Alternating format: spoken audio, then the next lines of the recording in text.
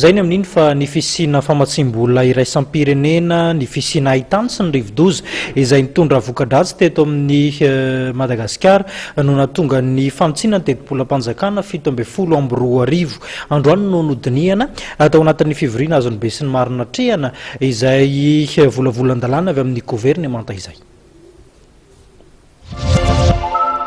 Lany teo anivon'ny antony ny volavolan-dalàna laharana 420 tsipika 720 momba ny tetibolam-panjakana nasipantsiny solombavam-bahoaka miisa 70 amin'ny 150 no nandany volavolan-dalàna natolotry ny ministeran'ny vola sy ny tetibola io.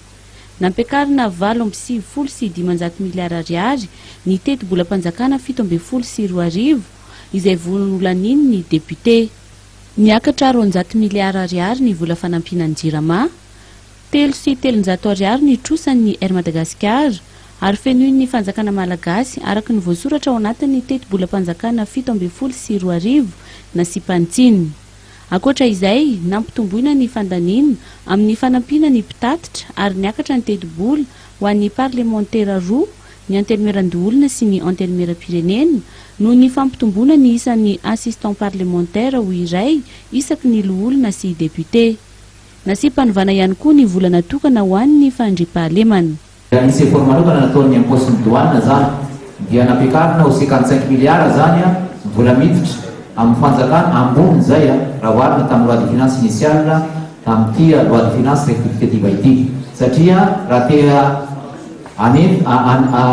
hiatrika an'ireo fandaniana mijirama reo sika tsy maintsy avaty amintsika aloha miezaka voalohany atao zay vao manampy rehefa mahatsy vola mahazatra.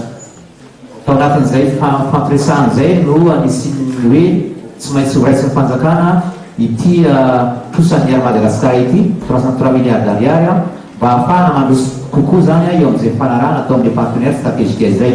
Fampiakarana ny tetibola ho an'ny fandriampahalemana izay tsy tena nahafapo ny député avy amin'ny hery samihafa.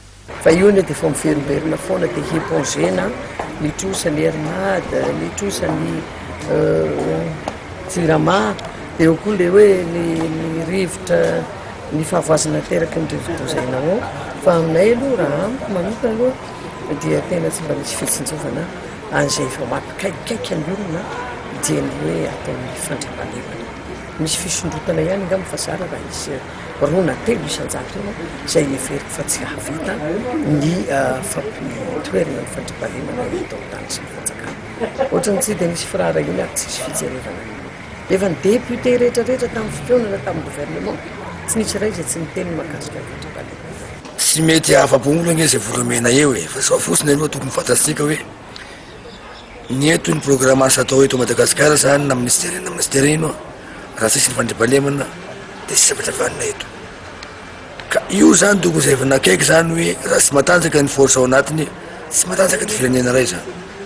Dikany zany mampatanjaka ny force zany dia hoe ampy tsara zany hoe ny andeha amin'ny teny reo ny fitiavan'olona reo ny mba tokony tsy milany lehibe koa ny volan'ireo matenitinika reo tokony mena vola be zany reo force reo kanefa tokony ho avy any amin'ny fotony.